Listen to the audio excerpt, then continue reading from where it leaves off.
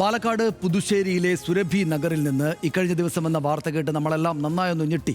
കുട്ടികളുടെ Christmas Carol സംഘത്തെ മതാന്ധത തലച്ചോറിൽ പേറുന്ന ഒരു അക്രമി സംഘം വടികൊണ്ട് അടിച്ചോടിച്ചു എന്നായിരുന്നു വാർത്ത. കേരളത്തിൽ ഇങ്ങനെ സംഭവിക്കുമോ എന്നോർത്ത് നമ്മൾ അന്തം വിട്ടുപോയി. കുട്ടികളെ തല്ലിയതിനും വാദ്യോപകരണങ്ങൾ തല്ലിത്തകർത്തതിനും അശ്വിൻ രാജ് എന്ന RSS പ്രവർത്തകൻ അറസ്റ്റിലായി. അക്രമി സംഘത്തിലെ കൂട്ടാളികളെ പോലീസ് തെരയുകയാണ്. ഇന്നിപ്പോൾ അക്രമികളെ പിന്തുണച്ച് BJP നേതാക്കൾ എത്തി.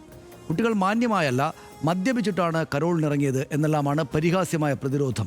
ക്രിസ്മസ് ആഘോഷത്തിനെതിരായ അക്രമം കേരളത്തിൽ നിന്ന് മാത്രമല്ല രാജ്യത്തെമ്പാട് നിന്നും ഈ ദിവസങ്ങളിൽ റിപ്പോർട്ട് ചെയ്യുകയാണ്.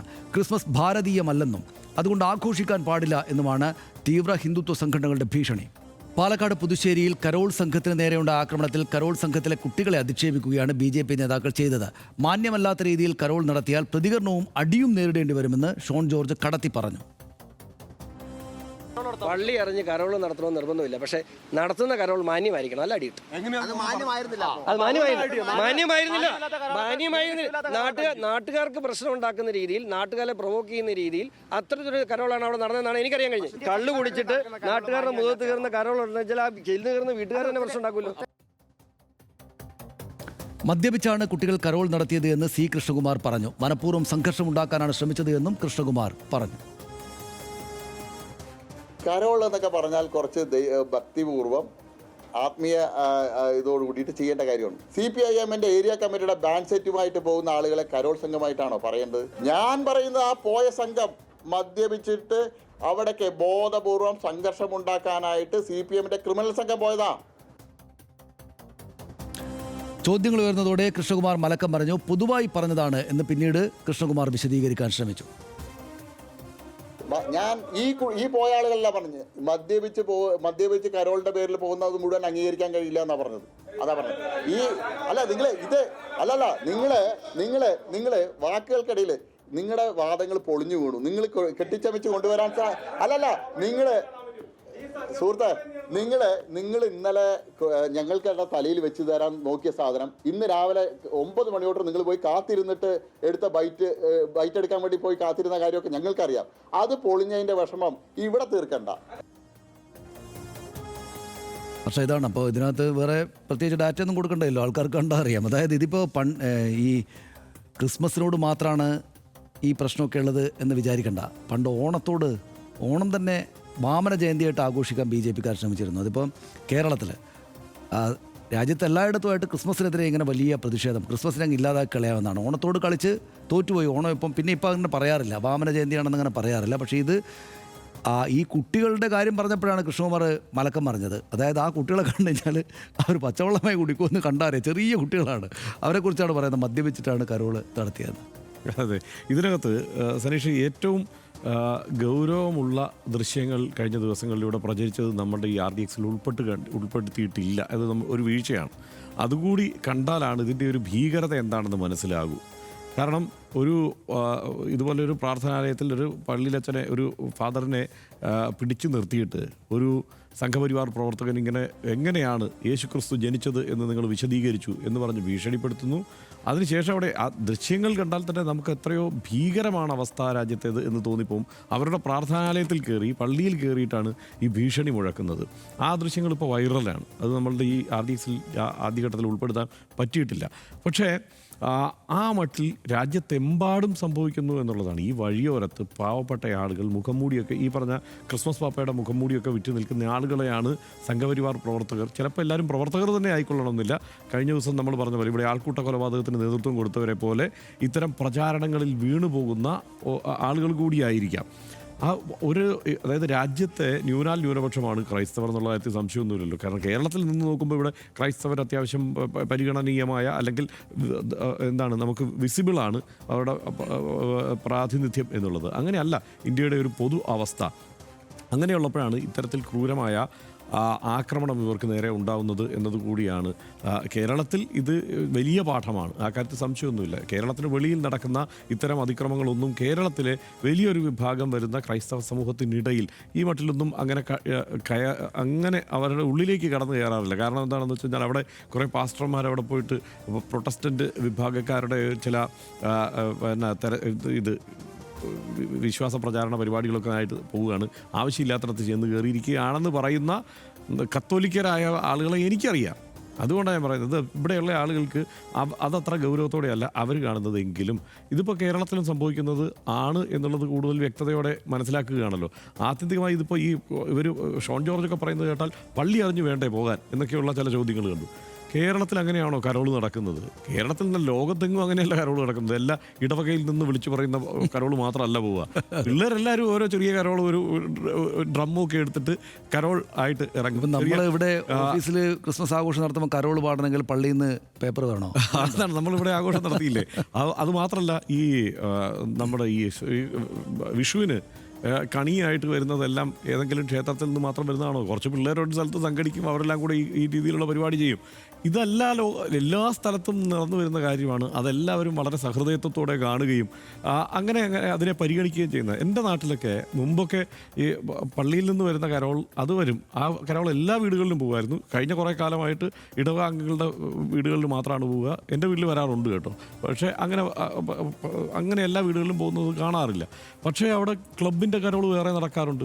ആ കരോൾ കുറേ കൂടി ഗംഭീരമായി പണ്ടൊക്കെ, ഇപ്പോൾ അടുത്ത കാലത്ത് അതും കുറഞ്ഞു എന്നുള്ളത് വാസ്തവമാണെങ്കിൽ പോലും പണ്ടൊക്കെ വളരെ ഗംഭീരമായിട്ട് ആ കരോൾ നടക്കുന്നത്. അതിൻ്റെ പങ്കാളിത്തം വളരെ വലുതാണ്. അതിൽ ജാതി മതം ഒന്നുമില്ല.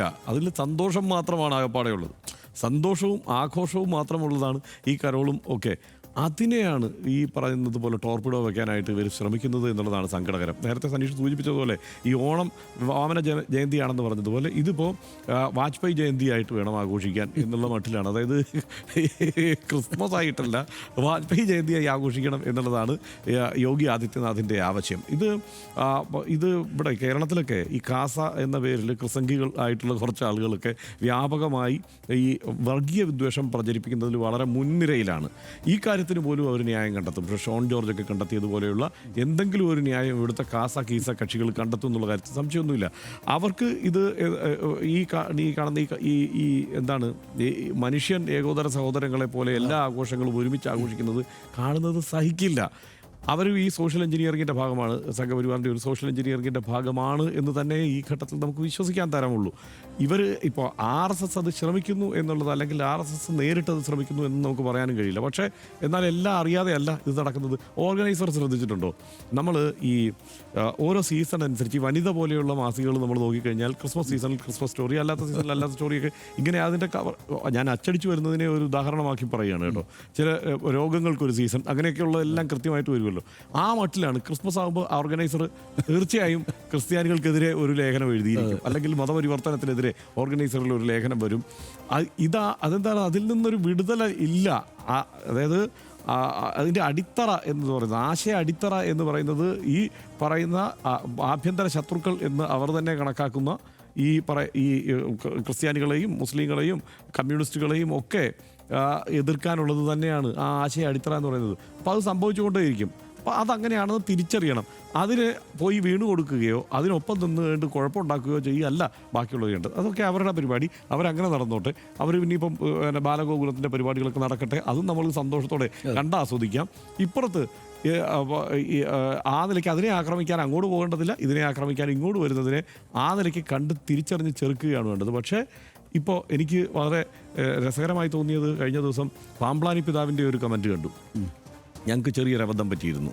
അതായത് ഈ കോളേജിലൊക്കെ പിള്ളേർ രാഷ്ട്രീയത്തിൽ ഇറങ്ങുമ്പോൾ കൊള്ളാവുന്ന കുടുംബത്തിലെ പിള്ളേർക്ക് പറഞ്ഞിട്ടുള്ളതല്ല രാഷ്ട്രീയം എന്നാണ് സഭ നിരന്തരം ഉപദേശിച്ചു പോകുന്നത്. സത്യമാണ്. സഭാ നേതൃത്വം എല്ലാ കാലത്തും ഇപ്പോൾ CMI സഭകളുടെയൊക്കെ സ്കൂളുകളിലും കോളേജുകളിലും ഒക്കെ രാഷ്ട്രീയമെന്ന് പറഞ്ഞ് ചെന്ന് കഴിഞ്ഞാൽ അവിടുന്ന് പറപ്പിക്കും. അതാണ് ഇത് സംഘടന എന്നുള്ളതിനെക്കുറിച്ച് ചിന്തിക്കാൻ പോലും അവർക്ക് കഴിയുന്ന ഒരു അവസ്ഥയല്ല. ഇന്നിപ്പോൾ പാമ്പ്ലാനി പിതാവ് കഴിഞ്ഞ ദിവസം ഇന്ത്യൻ എക്സ്പ്രസിൻ്റെ ഇൻ്റർവ്യൂവിലാണ് പറഞ്ഞിരിക്കുന്നത്, ഇത് ഒരബദ്ധം പറ്റി. സഭ എപ്പോഴും ഈ അരാഷ്ട്രീയവാദം ഇങ്ങനെ പ്രചരിപ്പിച്ചുകൊണ്ടേയിരുന്നു. അതിൻ്റെ കുഴപ്പം ഇപ്പോൾ സംഭവിക്കുന്നുണ്ടെന്ന്. ഇതൊക്കെ അതിൻ്റെ ഈ കുഴപ്പങ്ങളെയൊക്കെ, ഈ ആക്രമണങ്ങളെയെല്ലാം മുൻനിർത്തിക്കൊണ്ട് തിരിച്ചറിയാനും ആ തരത്തിലുള്ള ബുദ്ധിയുള്ള രാഷ്ട്രീയ ഇടപെടലുകൾക്ക് സഭയെ പ്രാപ്തമാക്കാൻ കഴിയുന്നതുമൊക്കെ ആയിത്തീരും എന്ന് തന്നെയാണ് ഞാൻ കരുതുന്നത്. അതിനാണ് അതിനകത്തെല്ലാണ്ട് ഈ പറഞ്ഞ കഴിഞ്ഞ ദിവസം വന്ന മറ്റേ വീഡിയോയിൽ ഒരാൾ പള്ളിയിൽ അച്ഛനെ കയറിയിട്ട് പ്രശ്നം ഉണ്ടാക്കുന്നൊരു വീഡിയോ ഉണ്ടല്ലോ. ആ വീഡിയോയിൽ കന്യാമറിയം എങ്ങനെയാണ് യേശുവിനെ പ്രസവിച്ചത്, ബയോളജിക്കലി അങ്ങനെ സാധ്യമാകുമോ എന്നൊക്കെയാണ് ഈ ക്രൂരനായിട്ട് തോന്നുന്ന ആൾ ചോദിക്കുന്നത്. ഇത് ഇപ്പോൾ ഗണപതിയുടെ എങ്ങനെയാണ് ഗണപതി ഉണ്ടായിരിക്കുന്നത്? മനുഷ്യൻ്റെ തല മാറിയിട്ട് അവിടെ ആനയുടെ തല പ്രതിഷ്ഠിച്ചാണ് അല്ലേ? എല്ലാവർക്കും അറിയാം. ഈ നാട്ടിലെ മതവ്യത്യാസമില്ലാതെ എല്ലാവർക്കും അറിയാവുന്ന കഥയാണ്. അത് ബയോളജിക്കലി സാധ്യമാകുമോ? വിശ്വാസം എന്ന് വെച്ചാൽ അങ്ങനെയാണ്. അതാണ് അതിൻ്റെ ഭംഗി. അതായത് ഇപ്പം നമ്മളെപ്പോലുള്ള സാധാരണ മനുഷ്യരാണ് ദൈവങ്ങളെങ്കിൽ പിന്നെ അതിനെന്താ വിശ്വസിക്കാനുള്ള അടിസ്ഥാനമുള്ളത്?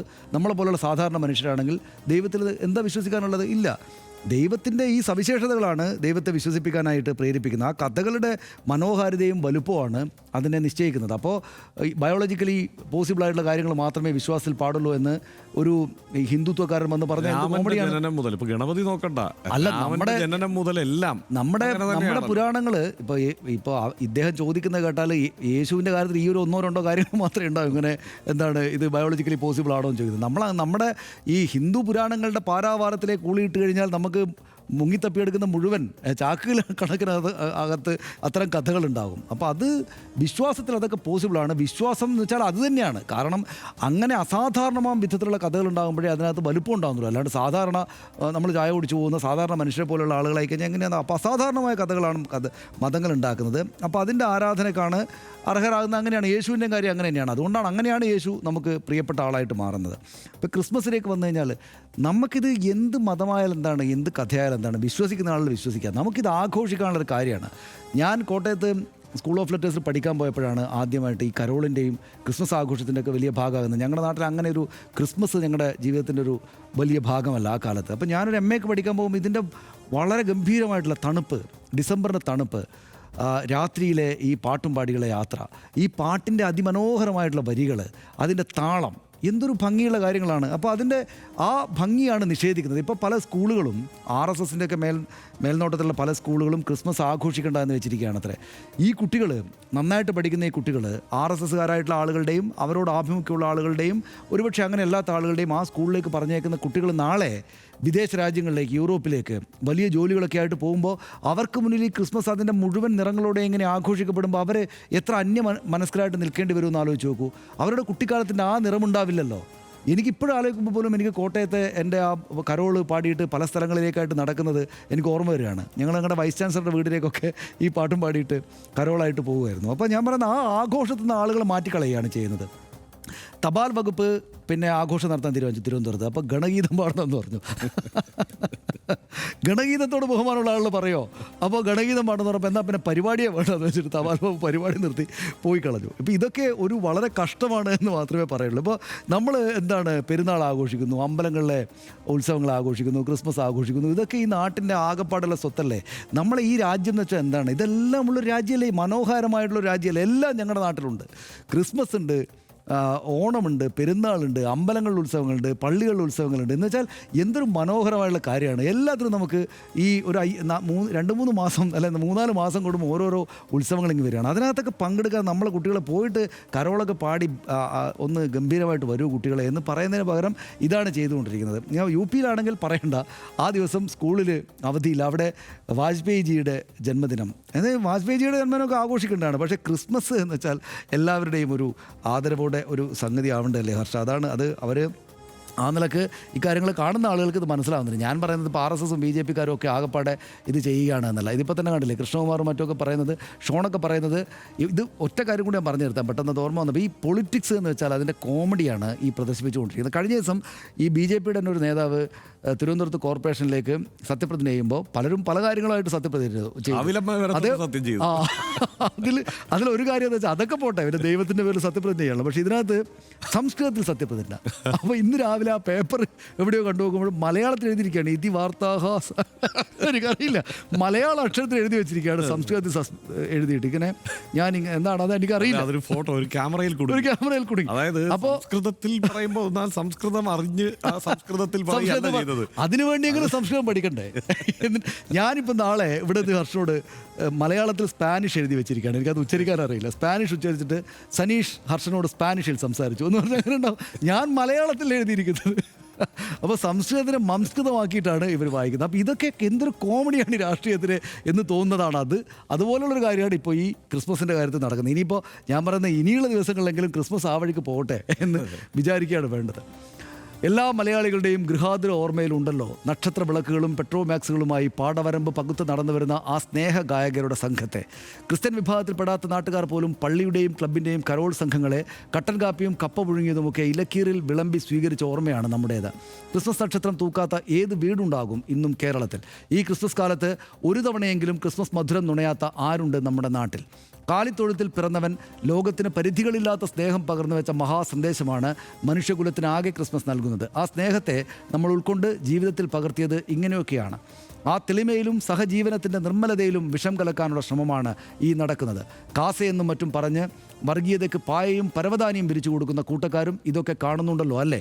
തെളിവെള്ളത്തിൽ വിഷക്കൂട്ട് കലക്കാനുള്ള ഈ ശ്രമത്തെ നമ്മൾ ഒന്നിച്ച് തോൽപ്പിച്ച് തുറന്നു കാണിക്കും. വേദനയിരിക്കുന്നവർക്കൊപ്പം നിൽക്കാനും ഒറ്റപ്പെട്ടവരെ ചേർത്ത് പിടിക്കാനും വെറുപ്പിന് പകരം സ്നേഹം തിരഞ്ഞെടുക്കാനും നമുക്കെല്ലാം ആകട്ടെ. ഹൃദയങ്ങളിൽ ക്രിസ്മസ് നക്ഷത്രങ്ങൾ ഉദിക്കട്ടെ.